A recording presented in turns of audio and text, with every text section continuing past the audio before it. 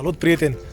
De mult voiam să mă apuc să fac un astfel de video, pentru că uitându-mă pe tot ce există pe YouTube în limba română, nu am reușit să găsesc informații cu privire la transportul unei motociclete, la ancorare, măsuri de siguranță. Și din această cauză am făcut un calup de mai multe idei strânse din câteva prezentări video ale unor americani, ale unor francezi, italieni, și în urma experienței lor am decis să împărtășesc cu voi că poate ar fi de folos.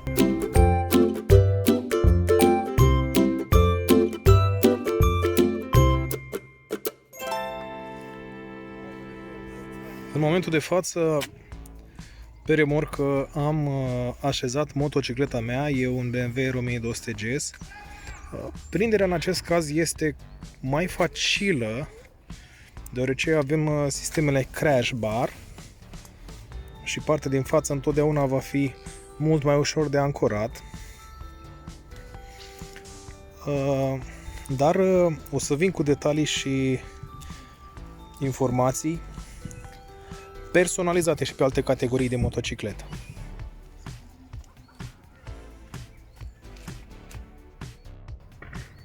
Venim la sistemul de prindere din față, un sistem de prindere care are bilateral aceeași schemă, aceeași idee. Eu aici am prins de crash bar, am fixat, am tras în jos și în jos și în lateral, s-a fixat, deci și așa și așa, s-a fixat în două puncte foarte bine. Imediat voi da roata de rezervă jos a remorcii pentru a vă arăta mai multe detalii la prinderea de pe mijloc. Deci prinderea din față este mult mai ușoară, așa cum spuneam, la modelele cu crash bar. Voi atașa câteva fotografii în care am prins motocicleta de jugul inferior, care creează tot o pretensionare a furcii, doar că din punctul meu de vedere cred că, dat fiind faptul că prinde și trage un pic și de jambă, am zis că poate e mai safe așa. Însă la modelele cele care au jugul undeva pe aici, da, acolo cel mai bine este o bandă prelugitoare cu urechi, da? Intră o parte pe după acel jug, vă exemplific aici, intră pe după jug, se trage în jos, aici sunt două urechi, vă arăt și banda imediat, și de aceste două urechi prindem centura.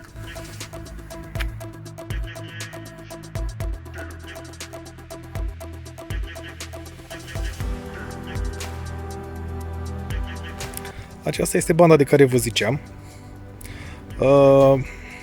Am și o variantă mai lungă, dar aici voi exemplifica cu ea așa.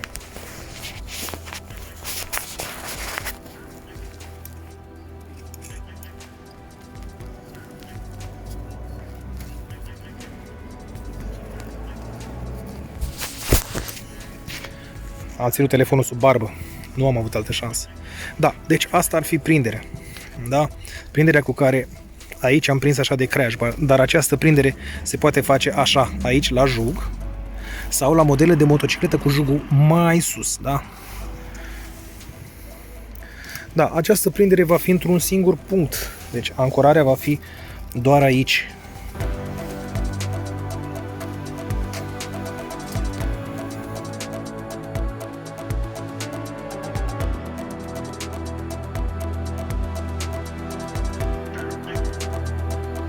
La partea din spate am abordat un sistem de prindere ce am văzut că e foarte eficient într-o anumită măsură. Eficiența lui este în momentul în care ai motocicleta și sistemul de prindere liniar numai în față, numai în spate. Da? Adică atunci când compresăm acest sistem de prindere pe roată, puterea să ajungă pe mijlocul roții, atât aici cât și dincoace. Ea teoretic ar trebui ca banda asta să fie într-un contact total cu roata, doar că banda mea este sistemul meu de prindere ceva low cost, da? L-am luat pentru o încercare să vedem cum e. Cea care de calitate are material gumat aici, se așează, se lipește și nu alunecă pe roată și se fixează mai bine. Prindere de jantă pe dedesubt, da? Deci se fixează pe toată roata, anvelopă, cât și pe jantă. Așa, revenind la sistemul ăsta de prindere, ziceam că e foarte important aici. De ce? Pentru că în momentul în care tragi, dacă sistemul tău de prindere vine mai în spate, va fi presiune din partea asta pe roată, o va trage în spate. Dacă sistemul tău va fi mai în față, compresiunea mai puternică va fi de aici, o va trage în față. Deci, noi avem nevoie de două puncte de compresiune pe roată, da? Exact cum ținem mâinile pe volan. La ora 2 și la ora 10. Da? Și avem acel trio 1, 2, cele 3 puncte de fixare care ajută să nu miște roata în stânga sau în dreapta.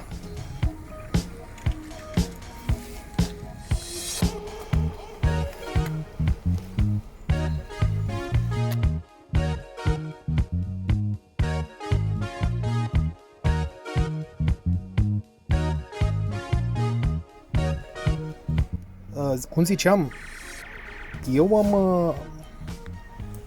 acum am vrut să exemplific mai multe sisteme de prindere. Un alt sistem de prindere foarte important, pentru că, după cum vedeți, remorca mea nu este dedicată moto, da? Și în cazul acestui material putem avea surprize. Atunci când transportăm motocicleta, o ancorăm din toate punctele super ok. Și roata, la un moment dat, poate să plece într-o parte sau alta și s-a dus dracului toată prinderea noastră, toată ancorarea.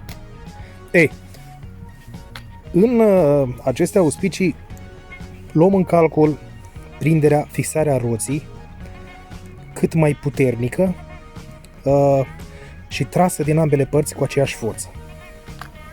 Aceasta nu o putem face decât în acest mod. Da? Această fixare este foarte clară, că nu are cum să plece motocicleta nici în stânga, nici în dreapta. Deci asta este a doua, după cel de sus, aceasta este a doua metodă de andocare a motocicletei pe remorcă pentru a fixa și a avea siguranță în a nu se deplasa motocicleta roata spate, în stânga sau în dreapta, astfel pierzând puterea de ancorare din partea de sus. Dacă a plecat în dreapta, ancorarea din dreapta va pica, adică se moaie și aia e. Când pleacă, nu se pleacă toată motocicleta, pleacă doar rata, se moaie și de aici inevitabil. Deci aici am două sisteme de prindere fixare a roții spate. O altă modalitate de prindere cu compresiune a suspensiei. Deci această metodă de prindere este fără compresiunea suspensiei spate, da? Bun. O altă metodă cu compresiunea suspensiei spate este pe aici. Imediat voi prezenta. Da, așa cum ziceam, al treilea sistem de prindere este cel pe aici trecut, pe sub cadru, da? Acest sistem de prindere, nu mai am niciun clichet disponibil ca să o strâng.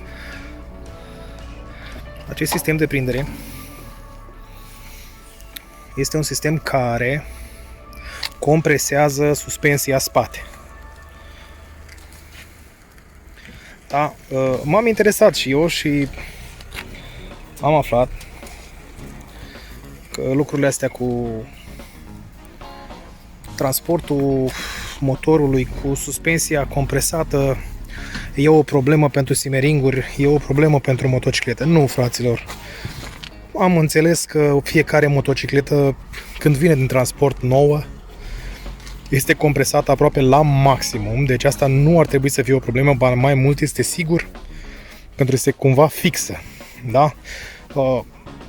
Acum, dacă e să fie bătrân simeringul și furca sau telescopul să aibă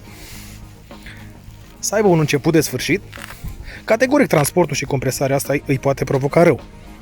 Dar se recomandă pentru siguranța atât a motocicletei, cât și a remorcii, ca atunci când facem compresiunea motocicletei prin sistemul de prindere să fie aproape de capăt. Deci aproape maximă să fie.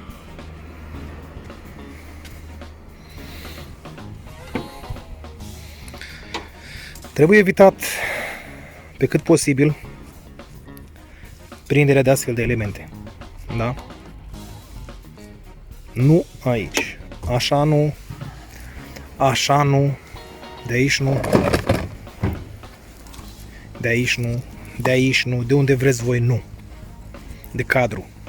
Îi sfânt. Cadrul duce toată motocicleta, deci duce și o chingă. Astea la alte nu poți să știi ce forță exercită chinga, nu poți să știi ce...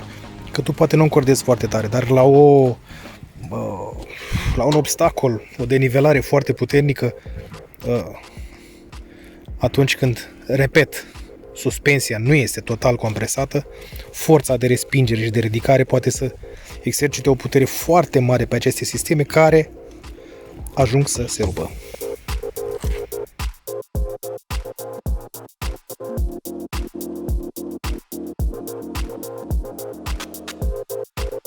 Am vorbit de sistemul de prindere la roata spate, sistemul de prindere pe roată față. Eu am acest suport de roată cu fixare automată când urcăm roata pe... Deci asta după cum vedeți, e cu balans, da? Când pleacă motocicleta, se balansează și dă drumul motocicletei. Când motocicleta intră și se deșează, se fixează singur acolo. Prima prindere, cea mai sigură, o centură aici în față sau jos. Da? Noi pot să spunem că asta e soluția finală, cea mai bună soluție pentru transport, dar e un lucru foarte bun. Un alt element al prinderii ce l-am văzut și l-am apreciat, l-am studiat, l-am gândit și e foarte ok, este acel element de susținere a motocicletei pentru o eventuală frână bruscă, da? Motocicleta e ținută acolo într-un fel, da? Dar vedem că aici există o elasticitate, da? Aici există elasticitate. Aici motocicleta poate să alunece pe sistemul ăsta, da? Deci ea poate să plece mai sus sau mai jos. Și aici se recomandă ca trecerea să fie făcută încă o dată și apoi revenită acolo. Acest sistem de prindere este un sistem în două puncte. Aici și identic dincolo. Care e rolul lui? Ține roata, ține motocicleta în caz de sistem de frână bruscă. Motocicleta mai este fixată în două puncte, unul aici și unul acolo.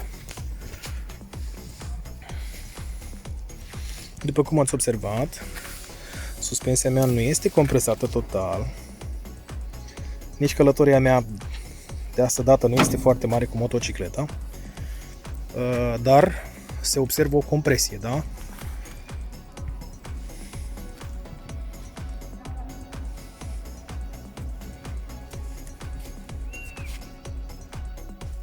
Ca și dotări pentru siguranța remorcii.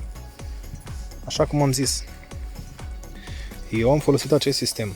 Am făcut un decupaj aici cu prindere foarte strong în față, da? Și am salvat aproape 20 de centimetri, da? Privim în spate, nu este chiar pe buz. Nu stăm cu oblonul deschis în spate. Ăsta este un prim sistem care e cireașa de pe torta remorcii, aș putea spune. Următorul sistem este acesta, un sistem de picior de susținere, tot prin filet. Eu îl folosesc în momentul în care urc motocicleta, având obloane, eu nu pot manevra motocicleta de jos până în poziția asta.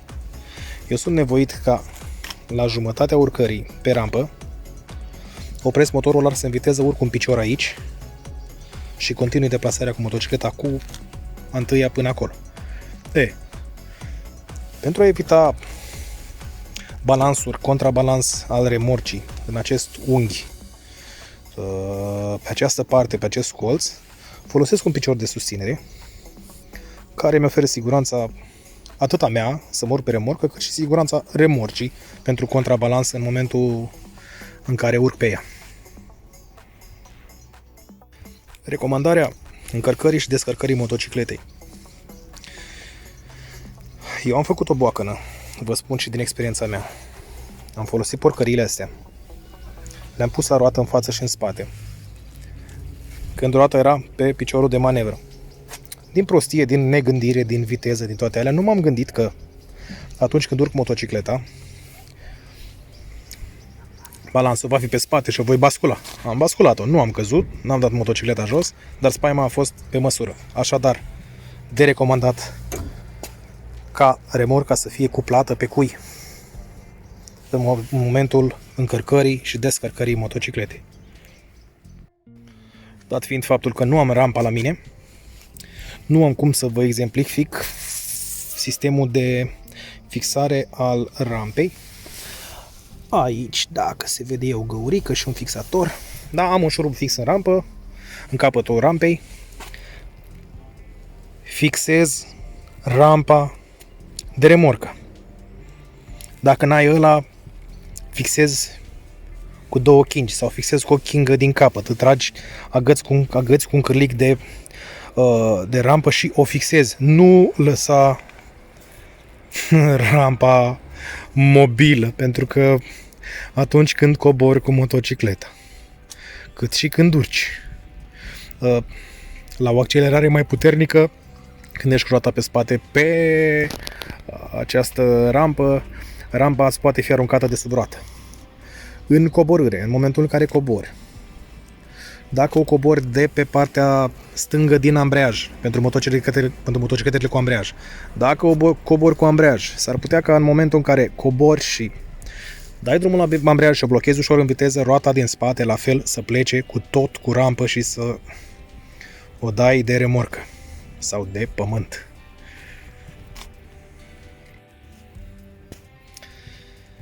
Se transportă motociclete pe cricul lateral, ancorate în unghiul în care este așezată motocicleta. Nu e recomandat. Da, de ce? Pentru că e un dezechilibru pentru remorcă. Stă așa, echilibrat, stă așa, e dezechilibru, da? Pentru că era să uit, vorbeam de motocicletă să nu stea înclinată, da? Să stea dreaptă.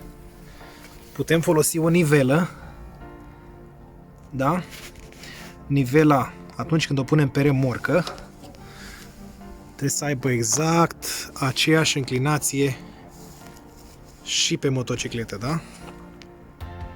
E același lucru, nu știu dacă se vede. Asta e o chestie super importantă. Și asta este ideea mea, pur și simplu. Da, cu asta mă pot mândri, asta e observația mea. Și cred că e foarte important să evaluăm corect unghiul în care este așezat motocicleta, adică 0, 90, 90, perfect, așa. Mai am un sfat care l-am câștigat de la un motociclist american. Nu se recomandă acest transport, da? acest sistem de prindere, sau dacă e sistemul ăsta de prindere, te prindem cu o fașetă. Da? La un contrabalans, acest cârlig poate veni în jos și poate ieși. Da? Ei, cel mai safe sistem de prindere acesta ar fi, sau cu aceste cârlige cu clemă, da? Clemă de fixare.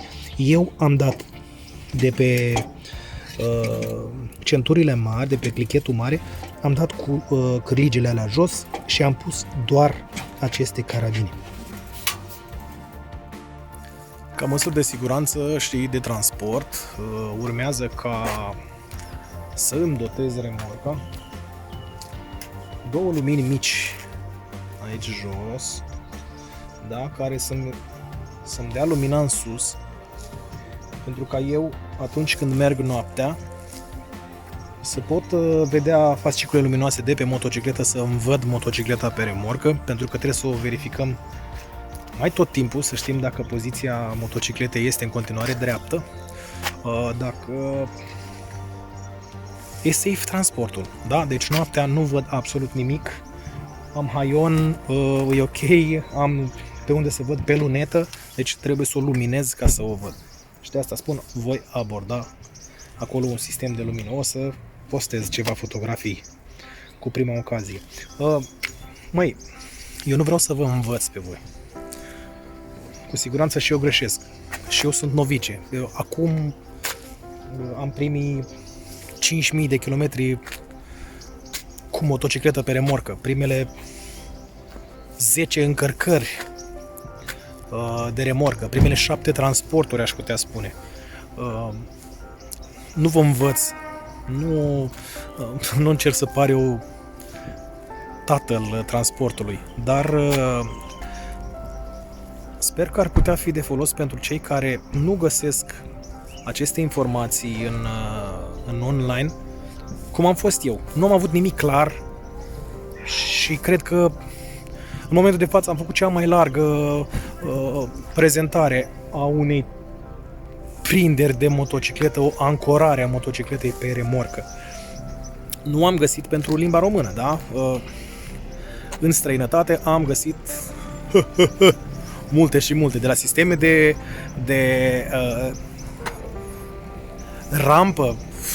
rampe electrice, rampe mecanice, trag motocicleta de jos până în poziție. Da, dar noi suntem la nivelul de transport hobby, dar care trebuie să fie sigur. Și de asta, cu toate aceste sisteme de prindere, sper că v-am fost cât de cât de folos și sper ca siguranța transportului, atât a dumneavoastră în trafic, pentru că o eventuală problemă ar putea duce la o eroare în a conduce autovehiculul, cât și a motocicletei, pentru a fi safe și a nu o accidenta, este esențială în trafic.